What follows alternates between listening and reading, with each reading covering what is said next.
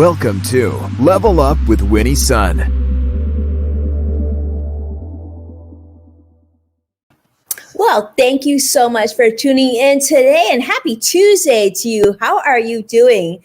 If you're joining us on the replay, a quick hello to you as well. Thank you so much for tuning in. Make sure to include in comments the word replay so I can catch your view. And if you're joining us live, well, hello. As you know, we are streaming right now on 6 different platforms. So welcome to the show. And let's start and tell you how the financial markets close. Why don't we? So the Dow closed down 22 points today. The NASDAQ closed down 9, S&P down 5. Now, if you're wondering, like many of us are, ever since President Joe Biden took office, it seems like the market's been pretty flat, if not a little bit negative. And that's to be expected. So some of you might be concerned, but I want to tell you, the market's been doing very well for quite a long time. So a little bit of readjustment is actually quite normal. Now, you may also watching, there's been a lot of talk about the stimulus package and what's to come from that. Now, COVID-19, the pandemic continues to raise havoc across the United States, and President Biden is proposing a plan for, as you remember, the $400 weekly unemployment supplement, $15 minimum wage, and a $1,400 stimulus check. And I know all eyes are on the stimulus check. In fact, I spoke with my friends at CNBC earlier today, and they said, who's not talking about that stimulus check? And I know you're probably in agreement as well. But, one thing that we did hear today is that Brian Deese, president of Joe Biden's top economic advisor, suggested that administration is actually open to tweaking the eligibility on future stimulus checks. So what that probably means is, perhaps they're going to change the income requirements or other measures to make sure that that money does certainly go to those who have the greatest need. And so they're trying to get this bipartisan deal done, and we're hoping to have better news sooner rather than later. So all eyes on that. But let me tell you, today is a very special day because I'm excited to introduce a friend and a superstar in the personal finance space. Let's bring on my friend Erin Lowry. Welcome to the show. How are you, Erin? I'm doing well. Excited to be here. Well, I feel like it's been too long because you've been a very, very busy lady. You're the author of 3-part Broke Millennial series. I actually say, AKA the Broke Millennial who's not broke, and it includes the 3 books include the Broke Millennial Takes on Investing, and Broke Millennial Talks Money, which is the book we're really excited about talking about today. And your first book was named one of Market Watch's best books to read in 2017. And I definitely agree with this. Your style is often described as refreshing, conversational, and just very relatable. Erin's been featured on so many different publications, and she and I have had the chance to collaborate on more than one occasion. So she's definitely someone that I enjoy and have enjoyed getting to know. And here you can see her beautiful website and her beautiful new book. By the way, I gotta say, Erin, I'm loving the new book. I love your series in general. But before we get into that, Erin, we had to have some fun. And for those of you who are watching, you're going to be able to jump in on here as well, okay? Because I have a quote, and I want to see how many of you can guess who this quote is from. And that quote is, "Money is always there, but the pockets change. It is not in the same pockets after a change, and that is all there is to say about money." Well, I would say that Erin probably has more to say about money, but let's guess. Those of you who are watching, did Ralph Lauren say that? Gertrude Stein, Oprah Winfrey, Sean Connery, or Greta Thunberg? Erin, what are your thoughts? I know this is meant to be a little tricky, but do you know who gave this quote? I don't know, but if Oprah's an option, say Oprah, right? We all love Oprah. We are on Team Oprah all day long. Get It Hair is saying Gertrude Stein. Any other guesses? All right, you guys are being shy, but that's okay. The show's just beginning. Well, let me tell you, Get It Hair, you, bingo bango, as my kids would say, are the winner. And we are so excited to celebrate you. Great choice there. I love that. We're gonna have to think of some really great prize to send you, Get It Hair, because we just adore you. Woohoo for you. You know what? congratulations to you, my friend, because today you're in here for a treat. Because let me tell you, Erin's going to break it down for you. We have so much to talk about, Erin. First off, how are you doing during this pandemic? Let's start with that. Whew. Well, like everyone probably at this point, I am ready to be able to be out in the world. I will say I actually did have COVID-19 in the beginning of January, so I am now a COVID-19 statistic. I live in New York City, so made it through the peak and then ended up getting it at the very beginning of this year. Fortunately for me and for my family, it was a fairly mild case for all of us, but it manifested as a head cold. So I do really want to tell everyone we didn't have fevers, we didn't have a bad cough. So if you have a really mild case, please take any cold symptoms seriously. Get yourself tested and quarantine until you get a negative result, because I think that's also a big part of how it's spreading, is people not really knowing that they have it.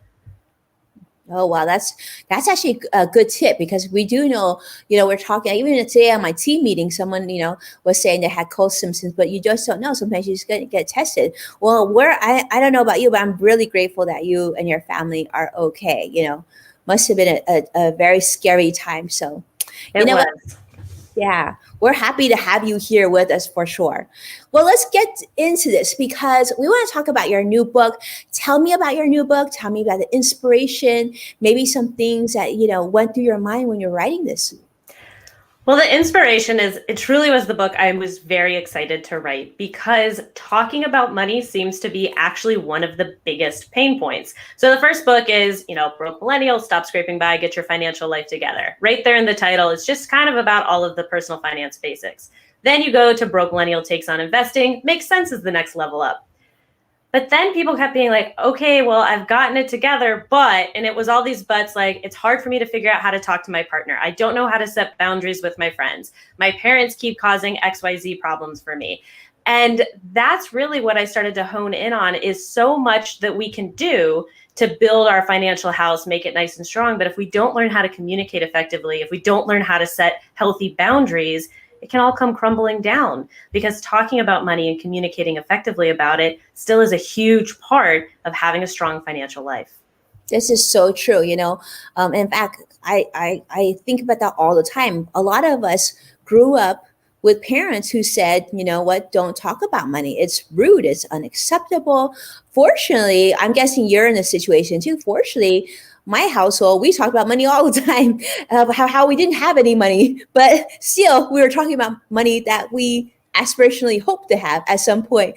Talk to me about this, especially during right now with the pandemic. I think a lot of us are feeling a lot of pressure, right? We feel like many of us feel like we don't have enough money to make ends meet, and we're under a lot of pressure already. What are some of the strategies that you might have suggestions on, like for couples, like partnerships right now? What's a good budget strategy, and what's a good way to kind of segue into that conversation? Well, first of all, when it comes to budgeting, I love, whether this is, you're living that single life and it's just you, or whether it's you and a person, I love the idea of starting from the framework of goal setting. That should be top priority, because that really informs everything else. It informs your investing decisions, your savings decisions. So really, you want to start from the place of goals. So sit down, both with first yourself and then also with your partner, and think about what the two of you want to achieve financially and how you're going to structure your money to get there. It kind of can rephrase to cash flow or spending plan or whatever you want to use to make budgeting feel more palatable. But the other thing that you should also discuss is how, particularly if you're married, you want to handle your money. Traditionally, that advice is joint. And that's not the right answer for everybody. For some people, joint works nicely. For other people, being completely separate works well. Or my personal favorite, the hybrid method, where most things are joint, but you each have your own checking accounts for your fun money. You can call it allowance, you can call it blow money, you can call it discretionary spending money, whatever you want to call it. But that's how my husband and I actually work ours, and it works really nicely for us. Now, when it comes to initiating the conversation, I would start with a simple question. What's a financial goal that you want to achieve this year? Or more long-term, what's a financial goal you want to achieve in the next 5 years? Your partner answers, and then you have a discussion of, and how do you feel we can make that happen? Yeah, I think that's a great tip. I think especially right now, we're all like spending more time with each other than ever. There's definitely a lot of opportunities to glean that, to sort of step into that question, if you will, and just do it. Sometimes it's interesting because those most difficult discussions sometimes you just got to pull the Band-Aid and you just jump into it. Let's talk about our budget. Right now is like a good time because a lot of us are spending a lot less, right? As long as we're not going crazy on Amazon and Uber Eats and all that stuff. But, I've also talked to some couples that just say our budget just seems like right now we're just doing whatever we need to survive. And I think that's good too. But having that foundation of making this a priority is really good. One thing, Erin, that something that I have certainly learned and definitely am sharing to a lot of my clients is importance of talking to your aging parents about finances. My parents my dad unfortunately has been in and out of the hospital for quite some time now, complete freak accident. But let's talk about it a little bit. As our parents get older, could even be grandparents, right? Why is it so important that we talk to them about money? It's critical because ultimately that's going to financially impact you in one way, shape, or form. So for some people, it's just a given culturally or what have you that I will be taking care of mom and dad. I already have this information. I know this. But for other people, that expectation is not necessarily baked in. So then the question becomes, mom and dad, do you have enough to retire? Will you be able to live comfortably? If something happens to one of you, is there a system in place for the other person? Really, to me, I think we fixate a bit on wills and sort of that after a death has occurred planning, where we really also need to focus on overall estate planning with things like power of attorney, advanced healthcare directives, all of these documents that really matter while your parent is still alive, but may be unable to make a decision for him or herself. This is also incredibly critical if you have a parent system where maybe, let's say, it's a very traditional gender rolled relationship where dad has taken care of all of the finances, all the investments, pays all of the bills, and mom doesn't even know where any of that information is. Well, if something happens to dad and mom doesn't even know where to get started, that's a problem. So making sure that both at least one of the parents knows, but also a child should know where to get access to all of this information. And one of the ways that I like to start this conversation, if it feels authentic to you, one of the ways is to ask your parents for advice. Hey, I just started a new job, setting up my workplace retirement plan, and I'm not really sure the best way to pick investments. How did you guys handle that? And see what their answers are. Or, hey, I just got married and we're trying to figure out how to set up our wills and decide, how you have anyone how to find the right kind of lawyer, what kind of documents we need to do. The answer might be, oh, we never did that. And that gives you a lot of information. I know. I love that. I think so many times these discussions you should start from a place of asking questions, because our parents love it when we ask advice for one thing, right? But it gets them thinking about that. I will add to what Erin said too.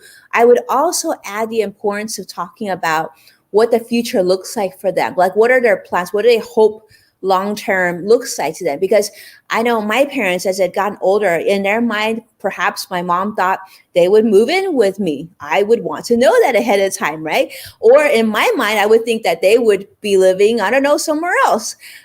These sort of conversations you need to have, because like Erin mentioned, if you don't plan, then the plan is that it becomes your plan, meaning that if they aren't able to take care of themselves, it will become your responsibility. So best is to segue these conversations earlier rather than later. And the other thing I would add to that is what Erin made a great point of making sure you know where everything stands. I'd also recommend that you create a financial first aid kit for yourself. We've talked about this before on the show. Super, super important. You can do it over the weekend. Make sure your parents have one set up. I remember when my dad went in the hospital, freak accident, right? He fell at the park. Some of you have heard this before, but literally, they were on their way in the ambulance to the hospital. As soon as they got there, literally my mom's like shaking, hands the phone to the doctor or nurse. I'm on the phone. They're like, does he have healthcare directives? Does he have insurance? Does he have all these things? And fortunately, being the financial person I am, I had copies of everything for them. I was able to email it to them really quickly, and they could just focus on getting my dad well. But you don't want to be in this situation ill prepared. It's a really bad place to be. So I'm really glad, Erin, that you cover this in your book. So this is a great thing. And if you have trouble, you're not sure how how to segue this conversation, sounds like Erin's book would be a great investment for all of you. So let's talk about this. One thing that oftentimes comes up, and it can be a sticky situation for those of our viewers who maybe are thinking about getting married or, have proposed. And let's talk about the prenup discussion, Erin. Do we prenup? Do we not prenup? How do we segue this very sticky situation? Oh, it's one of my favorite things to talk about. So I should just out and say I am a huge advocate for the prenup. I'm a big fan. I think they should be very normalized. And the biggest thing is they need a rebrand because it has such a bad reputation. And a lot of that has to do with like religious implications, cultural implications, and it almost feels offensive to a lot of people to even imply that one would need or want a prenup. So a couple of ways to reframe this for yourself and potentially for a partner. First of all, as my prenup attorney said to me when I was going through the process, well, everybody has a prenup. It's just the default laws of their state. And I love that reframe because really the point is in so many other areas of our lives, especially for those of us who are solopreneurs, entrepreneurs, run companies, you would never be asked to sign the dotted line of a business contract without understanding the terms and conditions and making sure they were favorable to you. But what happens if you get married and at least don't know your state laws? Well, what happens is you're signing on the dotted line of a legally binding agreement that can only be dissolved if you go in front of a judge without knowing the terms and conditions. So point one, you technically have one. You just should look at the laws of your state. Having an actual prenup kind of puts some of the control back for you. The other thing is considering it more like marriage insurance as opposed to this like dreaded divorce contract. Because of course you love and trust your partner. You don't go into a marriage thinking / hoping that it's going to end in divorce. But realistically and statistically, a significant amount of marriages do end in divorce for myriad reasons. People grow and change over time. And even if you would never, ever, ever leave your partner, you cannot control another human being and they can always leave you, which I know sounds really morbid, but it's also always important to point out. So thinking about it more like this is an insurance policy on my marriage, just like when I have auto insurance, it's not because I get in the car thinking, well, I'm going to get in an accident today, but it's something that could happen. It's something that could happen. And this is so true. Having worked with clients all these years, I will tell you that it's oftentimes the couples that don't expect to get divorced. So often, even you don't expect to get divorced, they split and it becomes very, very messy. And, I don't even know if this is true, Erin, because I'm not an estate planning attorney, but I remember talking to an attorney way back and they said, you know what, if you prepare early, you could actually use trust documents in a way to sort of act like a prenup, because as you said, prenups need a complete rebrand. They need a rebrand, they need a new logo, a new name, they need everything, right? But it makes a lot of sense. I mean, we have contracts and terms for everything else in life. So the prenup needs definitely, I don't know. I feel like, Erin, that you should lead this initiative. I feel like if you were to touch it, it would be a lot cooler. I'm really trying. And I also think just from the perspective of, even if you decide for whatever reason you're not going to sign, going through the process of having to disclose all of your financial information, have these really tough money conversations, talk about all these wild hypotheticals that might never come true, but being able to engage that way with the person that you're signing up to your life with, what a great way to start a marriage. And that assumes also that you're having this prenup conversation months, even years in advance. I started talking about it before we were even engaged. That's how early I started. So it is really critical to be early to the game and not like a month before the wedding and saying, hey, you have to sign this or we won't get married. Obviously not the way to go about that. Yeah, Lena's loving this. Lena was joining us on Periscope. She's like, marriage insurance. I feel like that's a much better term, marriage insurance. Right? Because yeah, I think it's a great term. And you can say that Erin actually said this first because that was her term. I do love us. I will say that when I got married, I remember like during that time, you're in the happy planning phase. You could have talked about anything. My husband could have listened to anything. He would be fine with at that point. He's just happy because we're together, right? That's the time to have these like sticky conversations. That's a good time to build a foundation. And if they're really anti doing the whole marriage insurance thing at that time, then you might be like, why are you not okay with that? And like you said, it gives good conversations, but maybe you'll even find out, you're inheriting more money than you thought through this measure. I don't know. Just a thought. I love this. Okay. Let's talk about this next question, because we got you on the hotspot. So this is a chance for us to ask these deep, deep questions.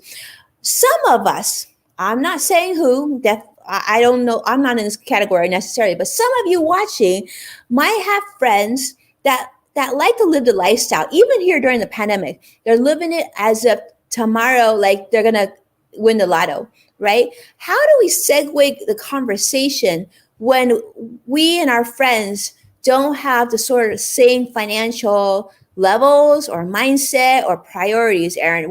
How do we do this? First of all, I love, again, goal sharing.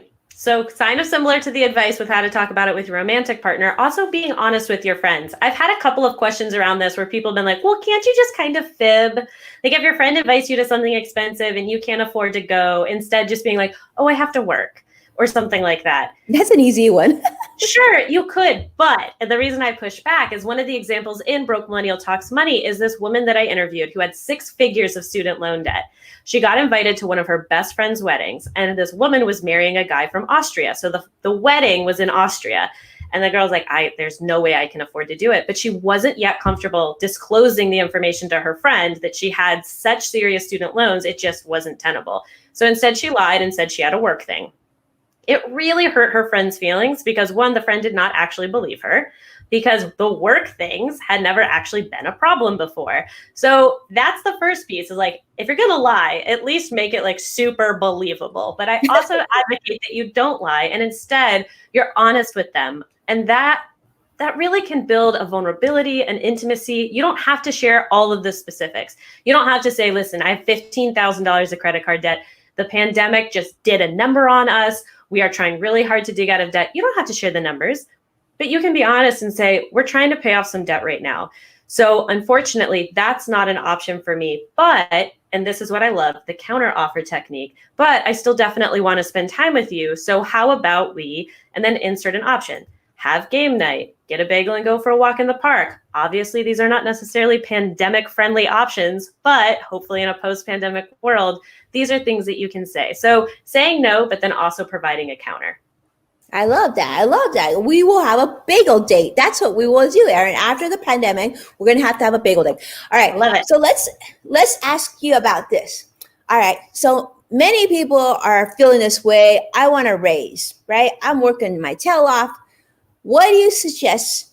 What's the best way that you recommend asking your boss for a raise? Couple of things. First of all, sourcing information, right? What is market for what I should be earning? What is the market rate?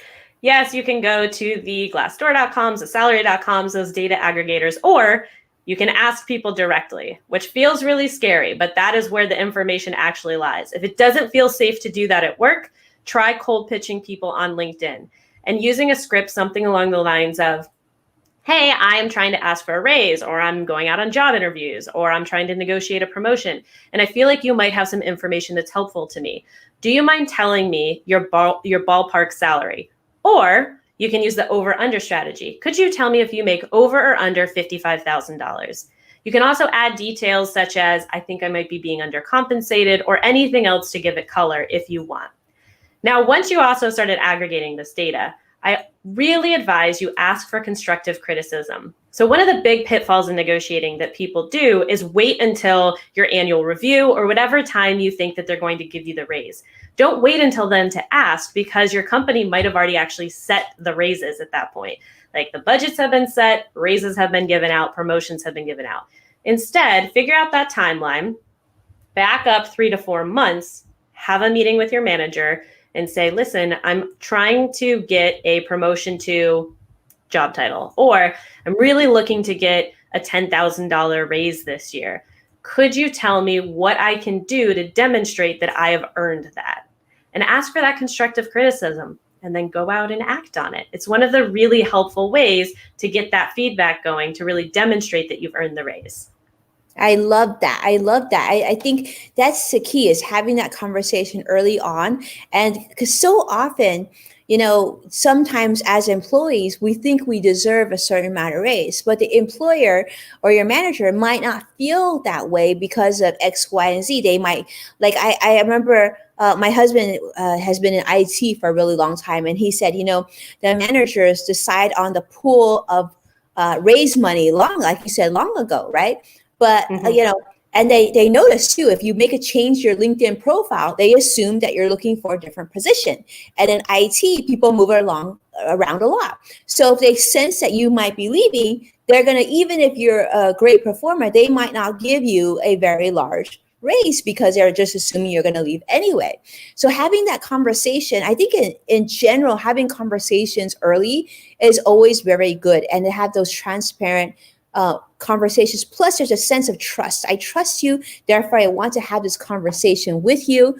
You may still decide to let me go, but at least I was respectful enough to at least try to engage on this conversation. I think if we communicate more, especially in the workplace, the better we are all around the board. So it's great to see. Alina said nice when you were speaking of this earlier, Erin. And I see Joshua also saying very, very interesting. So let me ask you this. I think we sort of know, but I would love to hear in your words too, why you decided to write a book that addresses talking about money. Because I was getting so many questions, and there's elements throughout both of my first two books about talking about money. It's sprinkled here and there, but even media questions that I was starting to get were very clearly tied to these interesting moments in times we've created for ourselves, obviously pre-pandemic, but the pandemic has brought stuff up. But for example, one of my favorite media questions was using Venmo as a way to people get passive aggressive. People will do things like invite you over for dinner and then charge you half the bottle of wine that they purchased. When what? It's you asked me to come to dinner. What? So it's just interesting how the way technology has really shifted how we can communicate about money, the ways that we can kind of also be asking for things, crowdfunding, crowdsourcing without actually knowing people face to face. But then also there's these forever pervasive money issues that we have had for generations and generations, partly because we are conditioned, as you mentioned in the very beginning, that money is taboo, money is something that you don't discuss. And I, of course, understand elements of that. But there are so many other ways that we're always having money conversations without directly talking about money. It can be as simple as your friend making a comment about family planning and saying, well, we're waiting to have a second until so-and-so is in kindergarten. Well, the underlying implication there is daycare is expensive. So we're waiting until one kid is in school to have the second. And there's so many different ways that we are constantly alluding to or discussing money without actually saying any of the words. And if we could just all be a little bit more open, a little bit more honest, it's also a way that we can protect our own financial houses that we're building. I love that. It's so true, Erin. And, that's a thing that we've been talking about this year in particular with the pandemic is, try to find someone in your life that you're comfortable having honest money discussions with. I think it'll make your life a lot less stressful, especially there's so much already health anxiety. Now there's financial anxiety. And if you're not sure of how to find, your money buddy, Erin's given us some tools on how to bridge that conversation because they don't necessarily need, a lot of my clients utilize me as their financial advisor for that role, right? Or you might utilize your accountant.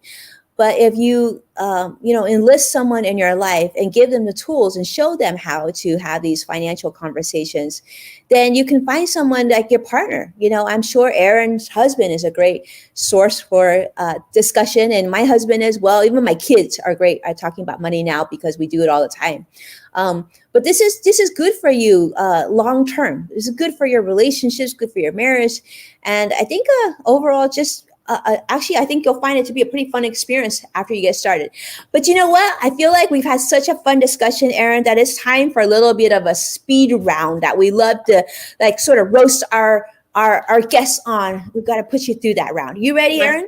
Let's do it. All right, let's do our speed round.